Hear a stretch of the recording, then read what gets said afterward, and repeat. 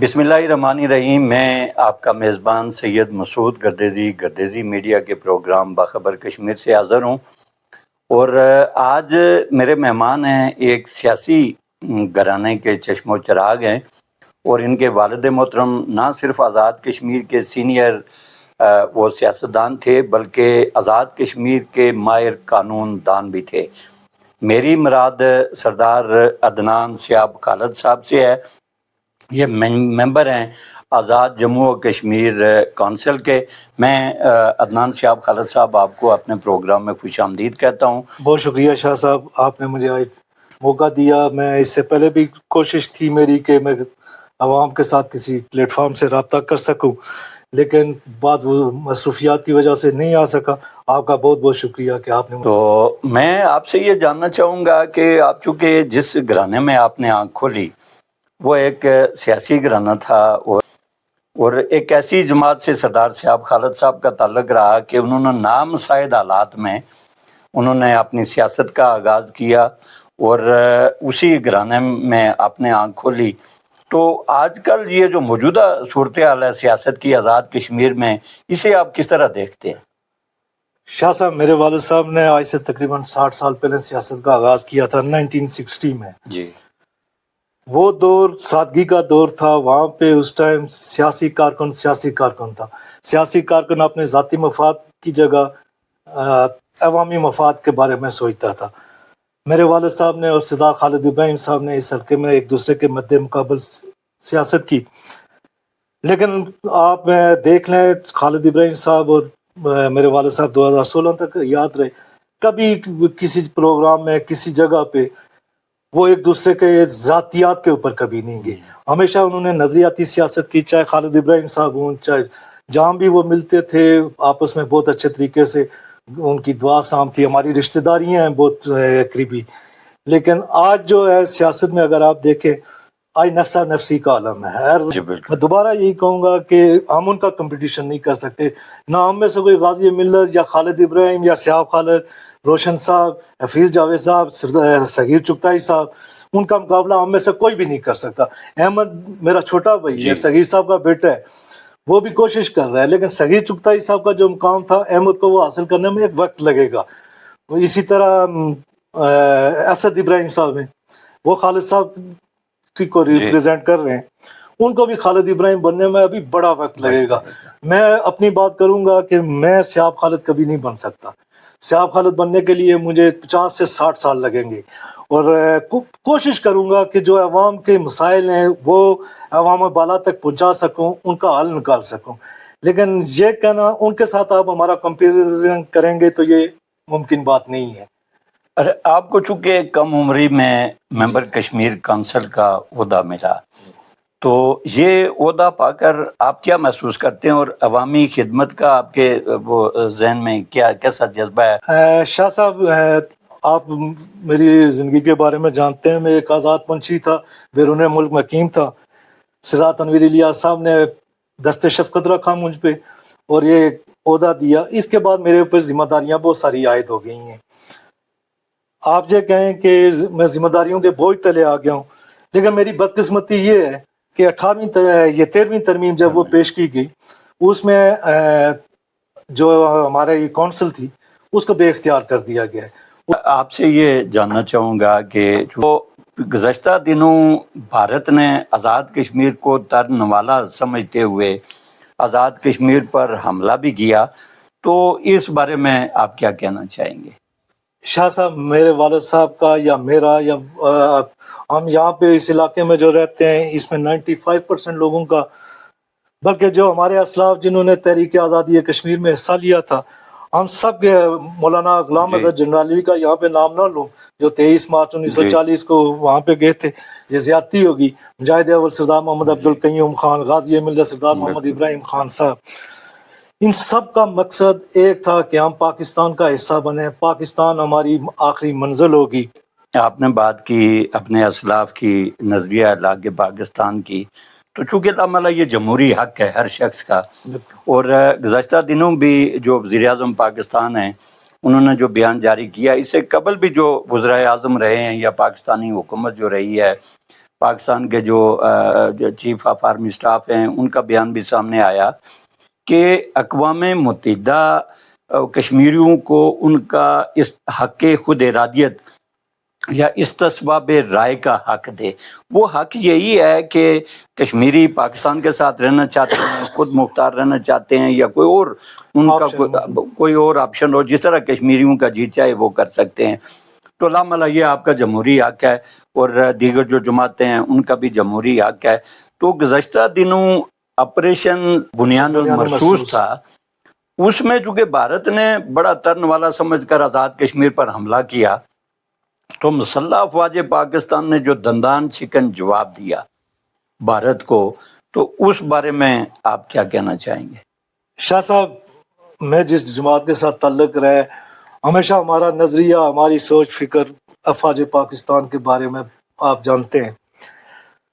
میں نے ہمیشہ یہی سیکھا ہے کہ میں افواج پاکستان کا بلا تنخواہ دار سپاہی ہوں، اور ہمیشہ ان کا جس محاذ پہ بھی انہیں میری ضرورت پڑے گی۔ بعض نادان دوست سمجھ رہے تھے کہ مسلح افواج پاکستان شاید کسی اور چیز میں لگ گئے، لیکن مسلح افواج پاکستان نے جو ابھی بنیان المرصوص میں جو کردار ادا کیا، جس طرح دشمن کو انہوں نے کچھ آج دنیا پاکستان کے گیت گا رہی ہے۔ میرا خیال ہے میرے وہ نادان دوست جو پاکستان افواج کے بارے میں ایسی باتیں کر رہے تھے، انہیں اب آنکھیں کھول لینی چاہیے کہ امریکہ جیسا سپر پاور جو آرمی چیف فیلڈ مارشل صاحب کو بلا کے انہیں مبارکباد دے رہے ہیں، دنیا کے کوئی کسی ملک کا وہ اٹھا لیں، میڈیا اٹھا لیں۔ مجھے ایز اے کشمیری ہونے کے ناطے مجھے فخر ہے کہ میرا دفاع مسلح افواج پاکستان کے ہاتھوں میں ہے۔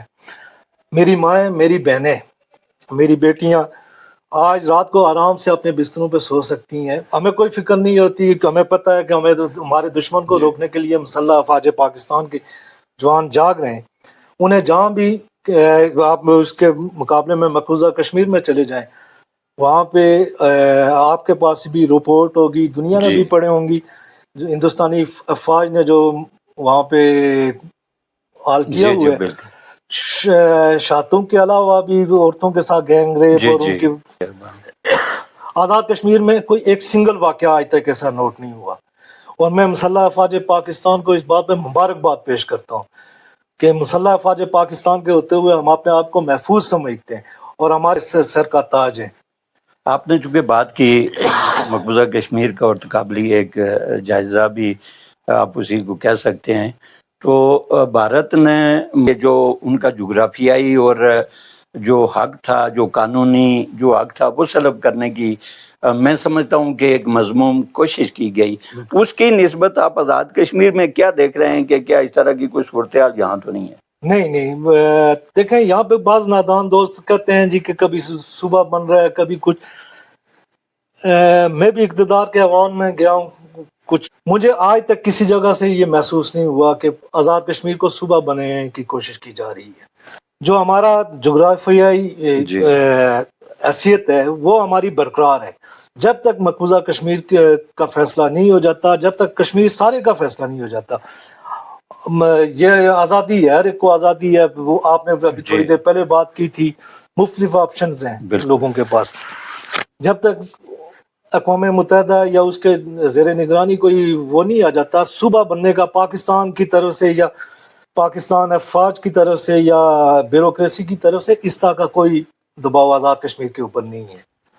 میں یہ بھی جاننا چاہوں گا کہ چونکہ آپ نے گزشتہ سال بھی جو 13 اگست اور 14 اگست تھا جشن آزادی پاکستان، اس میں راولاکوٹ میں بڑا کلیدی کردار آپ کا بھی رہا ہے، تو موجودہ جو 13 اگست تھا اور 14 اگست کے یہ جو پروگرامات راولاکوٹ میں ہوئے، تو انہیں آزاد بڑا پروگرام قرار دیا جا رہا ہے۔ اس حوالے سے آپ کیا کہنا چاہیں گے؟ صاحب، پچھلے سال جو پروگرام ہوا تھا وہ سردار تنویر الیاس صاحب، ان کے لورز جو ہم ان کے کارکن تھے، ان کی طرف سے 13 اگست کو جشن آزادی کے سلسلے میں آتش بازی کا پروگرام کیا گیا تھا، چھوٹا سا فیملی فیسٹیول کیا گیا تھا، اور ہم نے جلسہ کیا تھا، جلسہ عام تھا، وہ آپ نے بھی کور کیا تھا۔ آپ کو معلوم ہے کہ راولاکوٹ کے بڑے جلسوں میں سے ایک جلسہ وہ بھی تھا۔ یہ جو ریسنٹلی ہوا ہے یہ 2025 میں جی مسلح افواج پاکستان انتظامیہ کے زیر اہتمام، کوئی شک نہیں اس میں کہ ایک بہت بڑا پروگرام تھا، بہترین پروگرام تھا، فیملیز اس میں بہت زیادہ آئی ہوئی تھی، ہم بھی مدعو کیے گئے تھے، ہم بھی گئے تھے، پروگرام کو اچھے طریقے سے چلایا جا رہا تھا۔ ایک والی بال کا میچ، والی بال کسی کی میراث نہیں ہے، یہ سب کی کھیل ہے، آپ بھی کھیلتے ہیں، میں بھی شاید کبھی کھیلتا رہا ہوں، اور دوست بھی کھیلتے ہیں۔ وہاں پہ والی بال کا ایک میچ بھی کروایا گیا تھا، لیکن بعد میں کوئی تھوڑی سی مس ہیپن وہاں پہ ہوئی شاہ صاحب، جی جو نہ تو انتظامیہ کی طرف سے مس ہیپن تھا، نہ کسی اور کی طرف سے۔ کچھ نادان دوست تھے، کچھ غلطیاں کر گئے، ٹھیک تو میں یہی کہوں گا کہ وہ نادان ہی دوست تھے، انہیں اس طرح نہیں کرنا چاہیے تھا، سوچ سمجھ کے، ہم ایک معاشرے میں رہتے ہیں، ایک لوگ ہیں، اس طرح کی بات نہیں ہونی چاہیے تھی۔ اچھا، چونکہ آپ نے بات چھیڑی تھی، آپ اس پروگرام میں موجود تھے، بالکل جی، تو جو آج کل معاملہ زیر بحث آ رہا ہے کہ صرف چند نعروں کی پاداش میں نوجوانوں کو گرفتار کیا گیا ہے یا کیا جا رہا ہے، کیا یہ درست ہے یا کچھ اس کے پس پردہ اور بھی مارکات تھیں؟ شاہ صاحب میرا خیال ہے آپ زیادہ بات نہ کھلوائیں تو زیادہ، وہاں پہ جو نعرے لگائے گئے تھے وہ مجھ سمیت کس باغیرت شخص کو قابل قبول نہیں تھے۔ انتظامیہ کی طرف سے بہت ہاتھ ہلا رکھا گیا، بلکہ ہم جو سٹیج پہ بیٹھے ہوئے تھے، میرے ساتھ مشیر حکومت احمد صغیر صاحب تھے، سردار طاہر انور صاحب تھے، عابد حسین عابد صاحب تھے، بریگیڈ کمانڈر صاحب تھے، ڈی سی صاحب تھے، سردار حسن ابراہیم صاحب تھے۔ تو ہماری طرف سے ایس پی صاحب کے اوپر بہت دباؤ تھا کہ آپ یہ کارروائی کریں، لیکن ایس پی صاحب نے، حکمت عملی تھی ان کی یا جو بھی، انہوں نے اس چیز کو، ہماری بات کو نہیں سنا۔ یہ اب مجھے احساس ہو رہا ہے کہ انہوں نے اچھا اقدام کیا تھا، وہاں پہ نہیں انہوں نے کیا۔ بعد میں جب لمٹ کراس ہو گئی، گیٹ سے باہر نکال دیا، وہ نہیں تھا کہ وہاں پہ تضاد ہوتا تو میرا خیال ہے ایک وہ چھوٹے ٹھیک ہے 18-20 سال کے جوانوں کو کسی نے بھیجا ہوا تھا، سازش تھی، کیا تھا یہ اب میں نہیں کہہ سکتا۔ باہر انہوں نے جو وہاں پہ کاروائی کی، اس کا وکٹم میں خود بناؤں، آپ کو بھی معلوم ہے، میری گاڑی کو انہوں نے بالکل تباہ و برباد کیا ہے، باقی پولیس کی یا جو بھی ہیں۔ آج مجھے میرے حلقے سے ایک اور صاحب ملے، ٹھیک ان کی گاڑی کو بھی اسی طرح شدید نقصان پہنچایا گیا ہے۔ تو یہ پراپرٹی ہماری اپنی ہے جی، میں بھی کشمیری ہوں، میرے سے بڑا کوئی کشمیری کوئی نہیں ہے، یا جو وہاں پہ جی باقی لوگ کھڑے تھے وہ بھی سب کشمیری ہیں، ان کا دعویٰ کرنا کہ وہ زیادہ کشمیری ہے، میں کشمیری کم ہوں، یہ ہو ہی نہیں سکتا۔ یہ کون سی سیاست ہے شاہ صاحب کہ آپ دوسرے کی پراپرٹی کو نقصان پہنچائیں؟ یہ ہماری پراپرٹی ہے۔ آپ نے اگر اسٹیٹ کی گاڑی کو وہاں پہ آگ لگائی گئی تو وہ بھی گاڑی ہماری تھی، ہمارے ٹیکسوں سے آئی ہوئی تھی، تو یہ انتہائی قابل مذمت اقدام ہے۔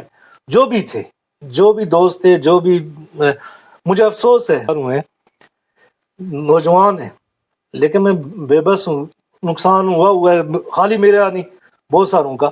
کم از کم والدین کو اپنے بچوں کے اوپر کنٹرول رکھنا چاہیے، تو والدین کو اپنے بچوں کے اوپر کنٹرول رکھنا چاہیے۔ میں والدین سے درخواست کروں گا کہ شاید میری بات کسی کو بری لگے، لیکن خدا را اپنے بچوں کے اوپر نظر رکھیں۔ آپ سے میں یہ بھی جاننا چاہوں گا کہ یہ جو ساری صورتحال موجود ہو رہی ہے، سامنے آ رہی ہے، تو اسے آپ کس تناظر میں دیکھ رہے ہیں؟ یہ جو راولا کوٹ والا واقعے کی اگر آپ اسپیشل بات کر رہے ہیں تو میں اس کو کہوں گا کہ عدم برداشت، ٹھیک ہے، ہمیں برداشت کا میدہ کم ہو گیا۔ ایک بات میں یہاں پہ کرتا چلوں، یہاں پہ جو سیاسی پولیٹیکل پارٹیز تھی، سے باشمول جس پارٹی میں میں شامل ہوں، باقی پارٹیز بھی ہیں، ان کا عمل دخل ختم ہو چکا ہے۔ اس کی بہت ساری وجوہات ہیں، اگر وجوہات پہ میں چلنا شروع ہو جاؤں تو شاید بہت سارے بلیم لوگوں کی طرف چلنے شروع ہو جائیں۔ ہمارے پاس سیاسی قیادت اس ٹائم کوئی آزاد کشمیر میں موجود نہیں ہے، بڑی سیاسی قیادت جو ایک پلیٹ فارم پہ سب کو اکٹھا کر سکے، اس طرح تو سب اپنی اپنی سیاست کرتے ہیں۔ تو عدم برداشت سب سے بڑی ہے تمام سیاسی پارٹیز کو، اور ایون کہ اسکول کالجز میں جو اساتذہ ہیں ان کو بھی بچوں کو برداشت کرنے کا सबक देना चाहिए ठीक। कि दूसरे को हम किस तरह बर्दाश्त कर सकें। ये आदमी बर्दाश्त की उस पे हम जा रहे हैं जहाँ पे वो खराब होंगे। नौजवानों के लिए आप क्या पैगाम देना चाहेंगे? सर मैं नौजवानों को सिर्फ ये कहूँगा कि जब भी वो किसी सियासी पार्टी को ज्वाइन करें, उसके मंशूर, उसके कौल, उनके फेल उनको देखें। मुश्किल होता जा रहा है आज के दौर में। बात वही आ गई कि हम चल पड़ते हैं, जिधर देखा थोड़ा सा शोर शराबा वहां पे पसंद करते हैं। मैं भी पसंद, मैं भी जवानी में पसंद करता हूँ, कहीं नाराबाजी हो तो उधर चल देता हूँ, लेकिन हम नहीं देखते कि उसका नुकसानात क्या हो रहे हैं। हम हमारी नस्लें क्या सीख रही हैं हमसे। कल हमारी नस्ल हम क्या बताएंगे। हमारे असलाफ ने तो हमें नहीं ये कुछ चीज़ें सिखाई थी। अगर बर्दाश्त को अगर बर्दाश्त करना ये सीख लें तो आज़ाद कश्मीर के नौजवान से आगे कोई भी नहीं है। कि हमारी यहाँ पे दो तरह की नौजवानों की सोच है। एक नजरियात इलाके पाकिस्तान की, एक नजरियात खुद मुख्तार या नेशनलिस्ट जिनको हम कहते हैं। वो भी हमारे भाई हैं, कोई बाहर से नहीं है, वो हमारे भाई हैं, हमारे जिस्म का हिस्सा है। दिन भर हम एक साथ बैठते उठते हैं, सारा होता है। उन भाइयों से मेरी दरख्वास्त है, शायद वो मेरी बात को महसूस करें या ना करें। आप अगर हमारी बात को पसंद नहीं करते तो बेशक ना करें। आपका अपना नजरिया है, मैं आपके नजरिए की कदर करता हूँ, आपकी सोच की नजर करता हूँ। और बल्कि मेरा तो कंसेप्ट ये है कि एक सियासी कारकुन किसी भी इलाके का हो, वो इलाका उस सियासी कारकुन से पहचाना जाता है। आप ये पौनीला की मिसाल ले लें, किसी जगह की भी आप ले लें, तो उन्हें बर्दाश्त करना चाहिए। अगर आपको हमारी बातें पसंद नहीं है, आप हमारे प्रोग्राम में आकर नाराबाजी हुल्लड़बाजी करेंगे तो उससे गड़बड़ पैदा होगी। कभी मैं आपको गारंटी करवाता हूँ कि जो नजरिया इलाके पाकिस्तान की दागी जमातें, आप सब जानते हैं कि वो अक्सरियत में भी हैं, लेकिन वो कभी, चाहे वो जमात इस्लामी हो, चाहे पीपल्स पार्टी हो, कोई भी पार्टी हो, मुस्लिम कॉन्फ्रेंस हो, वो आपके किसी प्रोग्राम में जाके इस तरह की हुल्लड़बाजी नहीं करेंगे। आपको बर्दाश्त करना पड़ेगा।